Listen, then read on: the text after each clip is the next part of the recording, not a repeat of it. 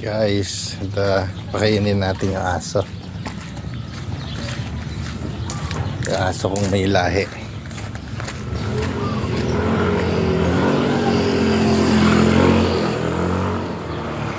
Ayan guys, dito. May pagkain niya.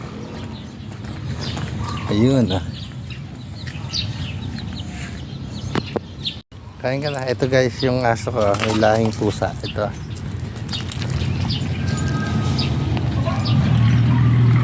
Ayan guys ah. May lahing pusa yan. Nalahian ng pusa. Ayan guys. Aso. Kain ka na. Kain ka na. Ito. Ayan guys ah. Kain ka na. Ayan guys. Aso ko. May lahing pusa yan guys. Dati nalahian ng pusa.